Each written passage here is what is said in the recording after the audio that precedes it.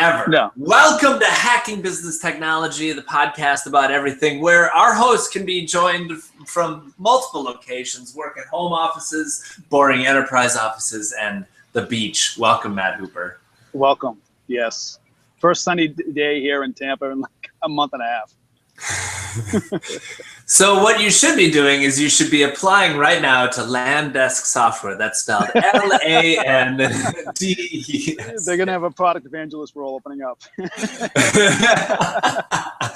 No, but seriously, I'm glad you're taking some time. It's funny to see you on a beach. And it's funny to think that you live in Florida too. You know, there's so many things that people For so many years I was Boston, I know, right? And you still sound like it. I don't think you'll ever not sound like it.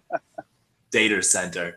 So exciting. I think it's a great week in tech. There was some really boring news around Google and how they were structured, which is brilliant. I don't know if you saw their stock, but it went up, I think, 6% or something like that, because they got rid of all their experimental stuff.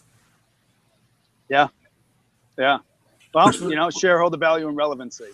You know, when at some point someone's got to say, hey, where's this money going? What's it providing? Yeah. So, yep. Transparency. Which is kind of a shame though, because Google has pushed the envelope on so many innovative things and really helped us to advance a lot of things, like the cars that drive themselves and whatnot. Someone's got to take the initiative to move it forward, because there's not a revenue model that will happen without experiments. Yeah, which they still will. Also, I'd like to announce this is our first episode with women in bikinis walking past in the background. Awesome.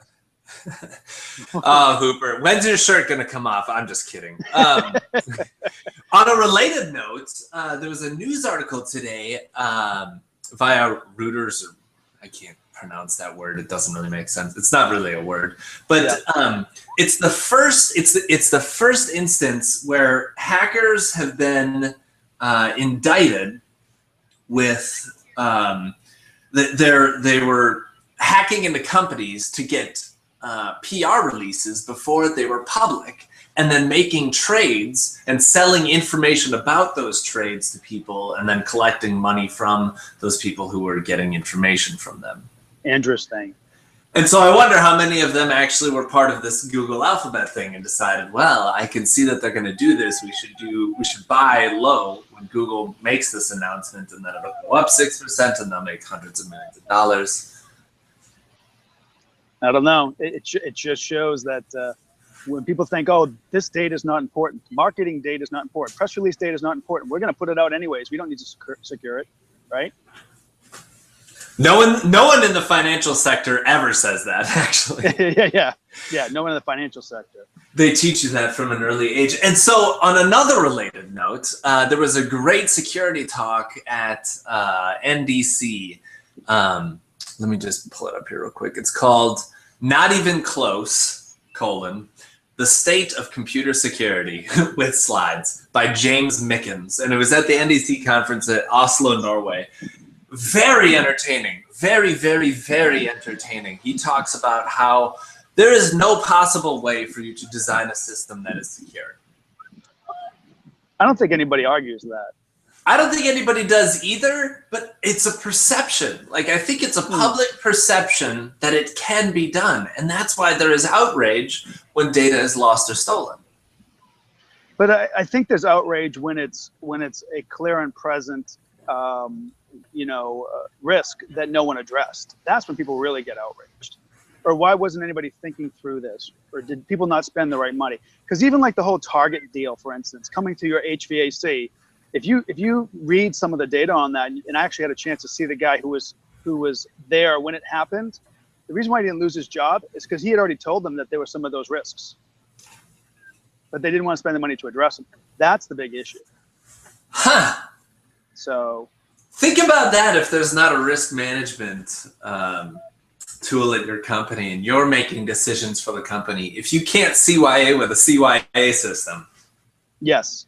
Well, this is interesting why this new the DevOps audit cookbook that just came out from Gene and from IT Revolution Press, Kevin and those guys. Yeah, it really is very pragmatic on why some of these things like Sarbanes-Oxley and other frameworks are there to protect us, right? They're there for certain reasons, and if you want to mitigate that, you want to bypass that, that's fine. But state why you understand the risk and why you know what you're doing. So otherwise, someone's going to be held accountable. So it's interesting. Ah, that's funny to think about. Accountability passing from a consumer to a bank to a corporation, back to a bank to a consumer again. And ultimately, it's up to the consumer to understand Sarbanes-Oxley to see if we want to trust public companies with our data. Right.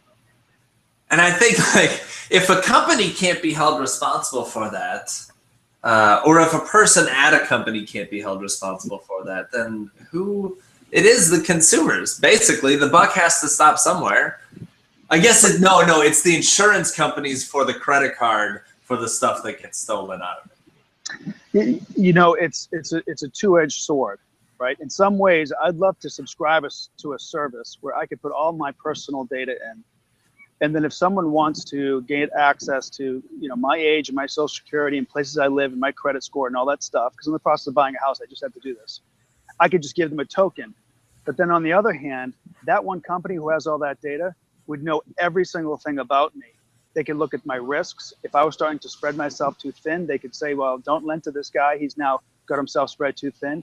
And those aren't decisions that necessarily are, I want other people making for me, right? Or companies. Yeah. So it's hard, right? If you tokenize yourself, you become a token. Huh. But you don't you think that you need to become a token then? I mean, you need to be your own. You can't be a company that's managing this for you. It's sort of like PGP security or, right. Or encrypted email or just having a pre-shared key or a shared hash with someone. If you're using a service to do that, yeah, it's only as valuable as the trust you place in that service. Right. It's the same thing with public VPN providers. Do you trust them to keep your IP and traffic secret and anonymized? Do you trust Google with all the Google apps you log into that Google then maintains? Well, no, not really, because I don't want my daughters seeing YouTube results on the right-hand column that are like fart jokes and stuff like that. Or how about when you're searching and all your Evernotes pop up on your Google browser? Ooh. Right? It's a hate to use the expression, slippery slope, right? Yeah, so you're consulting at a financial firm, right? And you pull up Google to show them something. You search for bank in Google, and up pops your Evernote, and there's your bank account number in your exactly. Right. Or the 7 other banks that you work for that you didn't want to disclose or not supposed to. You signed a paperwork that you would not disclose that you work for them. Right? Man, technology is working against us, Hooper. Don't you see it? Okay, so everyone, this podcast is actually brought to you by Google Chromebook. Go get one so that you can't install any plugins. That's right.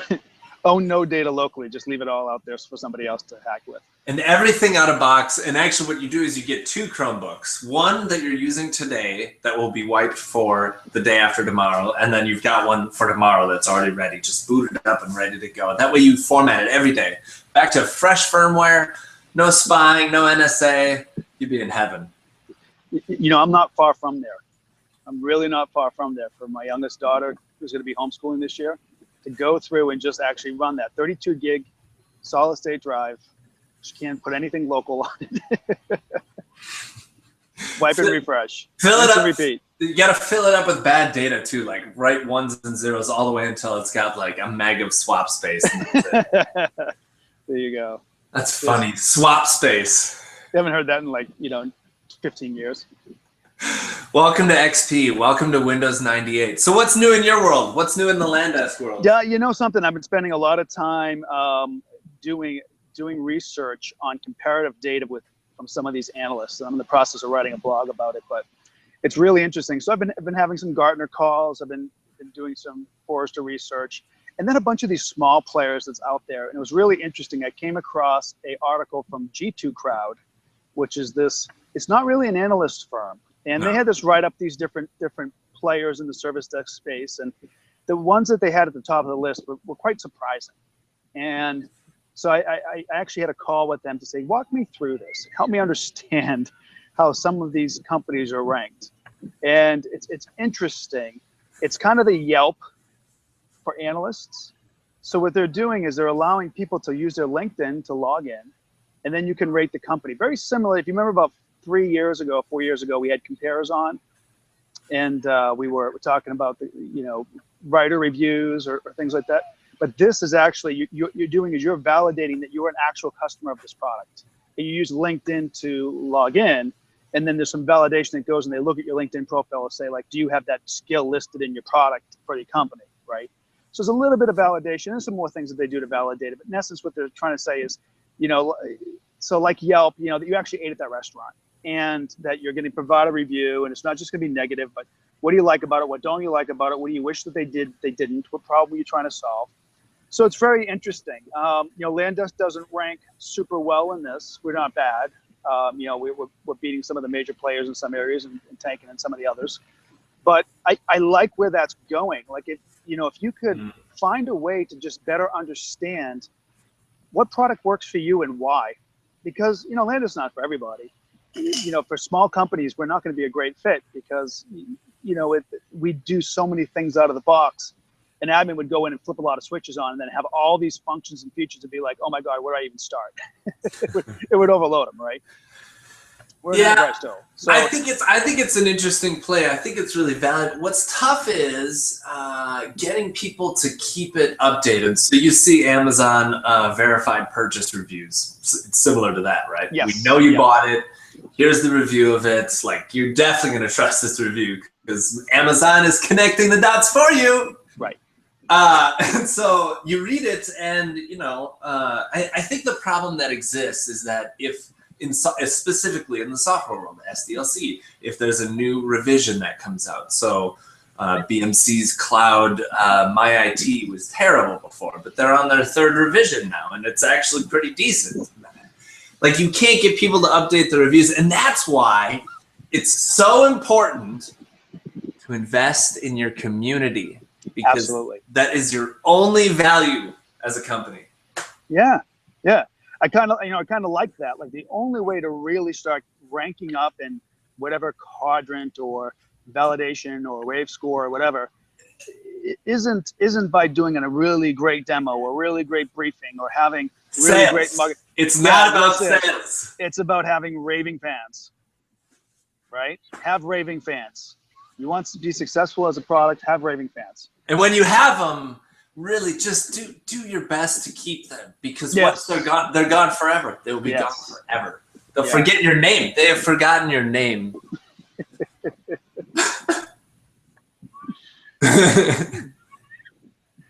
You're alone in a world of tools. So speaking of a world of tools, that's a terrible transition. Now, no matter what I say, it's going to be viewed as negative. No, but we do need to talk about the elephant in the room. And the elephant was purchased by CSC. Talking about the Fruition purchase. Mm-hmm. So did you notice? I couldn't find a number, like what they were purchased for, and they're not public, so they don't have to disclose this stuff. Yeah, no, they wouldn't have to disclose. Congratulations to Mark and Patrick and those guys, because starting a business is really hard. And very interestingly, Fruition started at the same time that Vigilant started, and we used to not compete because they were in the Midwest and we were on the East Coast. But we would be there, and Maryville would be there, and a bunch of us would be there at the Pink shows and the early ITSMF shows. And those guys bootstrapped that company, took a little bit of financing, blew it out. And worked hard to get it to a certain level, and they took a big risk going ServiceNow only, and that risk paid off for their scalability, and then now they're not ServiceNow only, right? It's really interesting play for CSC here. Don't build a ServiceNow practice, buy one, but have a whole bunch of other practices that still allow you to be an agnostic player that's going to go out there and compete for business, right? So I think it's a good move on CSC's part. Obviously, Fruition, it was a good move financially, or else they wouldn't have done it. So it'll be interesting to see how that plays out.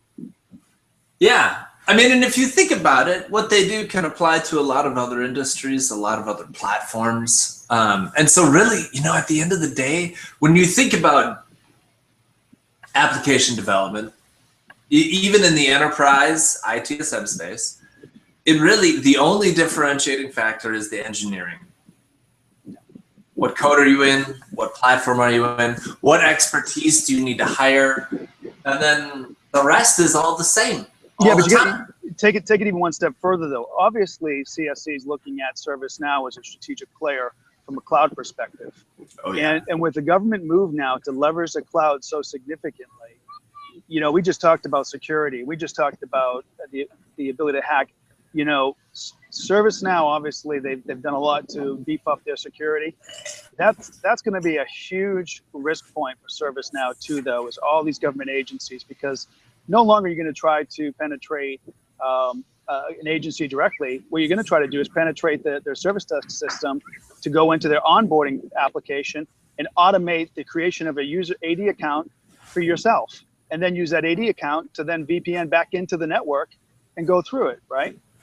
So if you can falsify an email to a service desk person who triggers that automated event and says, yeah, go ahead and create, you know, Jack Smith, you're bypassing firewalls and a whole bunch of other layers of security with all this orchestration and automation. And that's not a ServiceNow issue. I mean, Landesk, BMC, you know, all of us have that same issue in this space. And it is a concern that we all talk about. But, you know, it does say something about, the cloud movement in the government, because that's CSC's big play, has been the government play, right? So now it's that huge cloud professional services enablement they just brought on board. Yeah, so my mind just goes straight to like, how do I protect people from leveraging my containers and my Amazon account? Because if my Amazon credentials are in ServiceNow, they can spin up a service. They can build an entire company on my AWS infrastructure, and I could be paying for it and not even know about it. But you know, there's some dashboarding and reporting. Yeah, I've got a webinar on September 2nd for provisioning self-service, and one of the things I'm talking about is just how insecure a lot of these self-service portals are, and yet they'll hook a back end to a hypervisor and let you spin up VMwares and spin them down through a self-service portal with no human interaction. Okay, but wait a second. This is a momentous occasion. Let it be known. Episode 58 is the first episode where we have actually talked about hacking business technology. And the tip here really is everyone should try emailing helpdesk@ing.com and request a new user get created, and please send me the credentials and just try it out. See what happens. Well, I had always hoped that our show is not so much about security, but about hacking technology together to be efficient. But yeah, absolutely, right? We are, we can overlook these vulnerabilities, and that's the problem. And that's what I like to get about this DevOps, audit cookbook here. It was making you think about, okay, who tests the code, and how do you security and regression test stuff? We want to move faster, but at what speed, right? What risks are we still making sure that we're mitigating? Yeah, coding for testing, which is really, and coding for automated testing, very difficult. There are some really masterminds on LinkedIn, and they're really fun to read. Michael Fritzius is one that really comes to mind. He just knocks it out of the park every time he makes a comment about it. Yeah. So yeah, keep learning, keep growing, keep hacking business technology. We'll see you next week. See you, everybody. I'm going to get